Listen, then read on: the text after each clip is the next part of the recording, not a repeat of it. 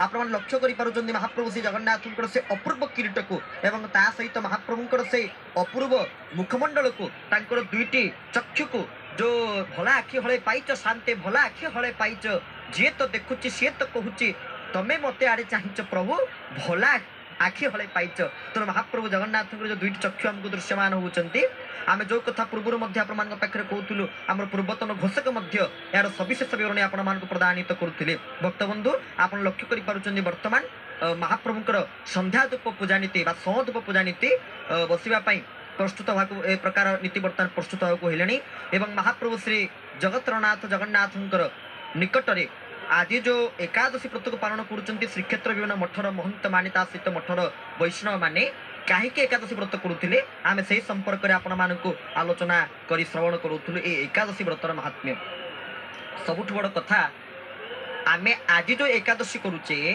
बा जो कौन एकादशी आपण मैंने करंतु प्रत्येक एकादशी किसी बारण अच्छी ना कौन ना एकादशी व्रत जो मैंने करेंगे दशमी राति ठारू एकादशी व्रत को आरंभ करेंगे एकादशी दिवा एवं रात्रि ता सहित द्वादशी तिथि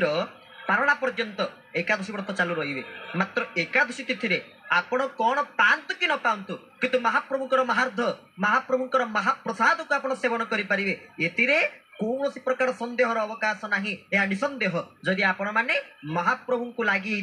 अपूर्व महाप्रसाद को प्राप्त करेंगे कारण यजने पचते लक्ष्मी स्वयं भुक्तार्जनाधन या साधारण मनीष तैयारी करती ना सुआर सेवायत मान भितर साक्षात माँ लक्ष्मी सामने प्रवेश कर महाप्रभु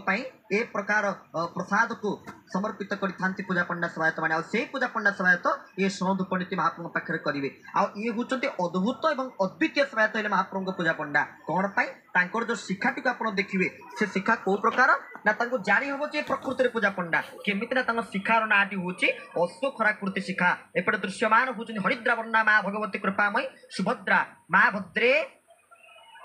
किभली भाव स्तुतिस्तव प्रार्थना करुँच देवी सुभद्रा स्तोत्रम आशा तमाशा पूर्ण सर्व सापरिपरिका मुक्ति हेतुस्तमे वेशी बंद हेतुस्तमे हे माँ ठाकुराणी आपण आज जो दुईटी हाथ माँ तो आपण मैंने समस्ते महाप्रभुंर दी हाथ को देखुं शंख चक्र गदा शंख चक्र को धारण कर महाप्रभु बड़ ठाकुर हल मुसल को धारण कर किंतु माँ से जगह हाथ मिले ना कहीं ना कहते मो तो मो बाँ पटे भाई अच्छा डाण पटे पुणी मोर भाई अच्छा दुई भाई मत घेरिक रही यही जगह मो हाथ देखेबी यही जगह मो हाथ को बाहर करी तेणु से जगह हाथ को से बाहर करना किंतु महाप्रभु श्री जगन्नाथ 120 वर्ष पूर्व जो बेशटी होते रघुनाथ बेश से माँ को हाथ में दुई हाथ में माँ कौन कहते आयुध को धारण करुले पार्श्व अंकुश को माँ भगवती कृपामयी सुभद्रा को धारण माँ सुभद्रा धारण करुले तेरे भक्तबंधु ये हूँ महाप्रभु श्री जगतरनाथ जगन्नाथंकर आज सुनावेश क्रम कारण दैनंदिन श्रीमंदिर भितर जो सब नीतिकांति होती रथ उपर महाप्रभु निकट में अनुष्ठित हे एपटे लक्ष्य करें किभली भाव में भक्त मान व्याग्रता भक्त मान व्याकुलता भक्त मान उच्चकोटीर भाव आपण मैंने समस्त लक्ष्य करें किभली भाव में महाप्रभु श्री जगन्नाथ को प्रार्थना करुँच हे मणिमा कालिया शांति हो शुणिमा हेउ गुहारी आपण आमर गुहारी को शुणिमा हूँ मणिमा शुणिमा हो गरीब डाक तुम हे मणिमा आमे माने समस्ते ये आपण पाखे जानती कांगाल जे खाली गरीब जे खाली जहाँ पाखे अर्थ न थाए पैसा न थाए सी जे खाली गरीब से कथा नुहे जहाँ पाखे भक्तिरूप धनटी न थाए कारण भक्ति को केतले टंका देकी किना जाई न पारे भक्ति को केमिति किनिबा ना भक्ति अमूल्य रत्न भक्ति को मूल्य देखी किना जीव नाही ये हूँ अमूल्य रत्न जहाँ हूँ भगवान अपूर्व एवं परम पावन भक्ति तेरे से भक्ति जोटी तो भगवान तो निजे कहते मदभक्त यत्र गायंती जोटी भक्त माने मोर भक्ति करती मुझे थाए दर्शन करुँच माँ से परम पावन रथ को जार नाम होती देवदलन किए किए दर्पदलन किए किए पद्मध्वज बोली संबोधन करते से माँ रथरे सुंदर भाव में सुंदर क्रम